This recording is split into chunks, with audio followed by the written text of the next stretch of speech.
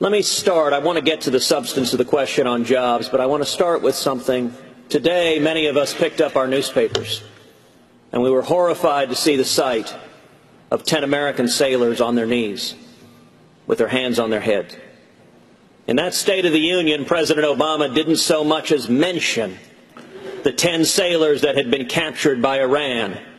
President Obama is preparing to send $100 billion or more to the Ayatollah Khamenei.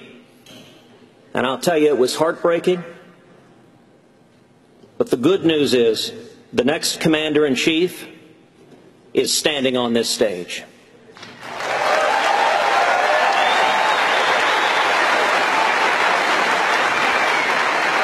And I give you my word, if I am elected president, no serviceman or servicewoman will be forced to be on their knees, and any nation that captures our fighting men and women will feel the full force and fury of the United States of America. Now on to your substantive question. The president tried to paint a rosy picture of jobs. And you know, he's right. If you're a Washington lobbyist, if you make your money in and around Washington, things are doing great. The millionaires and billionaires are doing great under Obama, but we have the lowest percentage of Americans working today of any year since 1977. Median wages have stagnated, and the Obama-Clinton economy has left behind the working men and women of this country. The reason all of us are here is we believe we should be fighting for the working men and women of this country and not Washington, D.C. Thank you, sir. The answer is simple. You prosecute criminals. You target the bad guys. You know, a minute ago, Neil asked, what has President Obama done to illustrate that he wants to go after guns? Well, he appointed Eric Holder as Attorney General. Eric Holder said he viewed his mission as brainwashing the American people against guns. He appointed Sonia Sotomayor to the Supreme Court, someone who has been a radical against the Second Amendment right to keep and bear arms. He launched Fast and Furious, illegally selling guns to Mexican drug lords that were then used to shoot law enforcement officials. And I'll tell you what Hillary Clinton has said. Hillary Clinton says she agrees with the dissenters, the Supreme Court dissenters in the Heller case.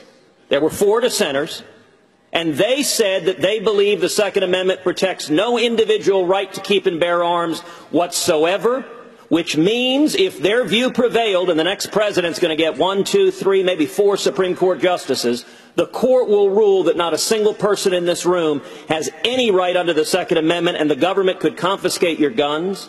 And I'll note that California's senator, Democratic Senator Dianne Feinstein, said if she could say to Mr. America and Mrs. America, give me your guns, I'm rounding them up, she would. And let me make a final point on this. Listen, in any Republican primary, everyone is going to say they support the Second Amendment. Unless you are clinically insane. That's what you say in a primary. But the voters are savvier than that. They recognize that people's actions don't always match their words. I've got a proven record fighting to defend the Second Amendment. There's a reason Gun Owners of America has endorsed me in this race. There's a reason the NRA gave me their Carter Knight Freedom Fund Award. And there's a reason when Barack Obama and Chuck Schumer came after our right to keep and bear arms that I led the opposition along with millions of Americans. We defeated that gun control legislation. And tomorrow morning, a new movie will debut about the incredible bravery of the men fighting for their lives in Benghazi and the politicians that abandoned them. I want to speak to all our fighting men and women. I want to speak to all the moms and dads whose sons and daughters are fighting for this country, and the incredible sense of betrayal when you have a commander-in-chief who will not even speak the name of our enemy, radical Islamic terrorism, when you have a commander-in-chief who sends $150 billion to the Ayatollah Khamenei, who's responsible for murdering hundreds of our servicemen and women. I want to speak to all of those maddened by political correctness, where Hillary Clinton apologizes for saying all lives matter.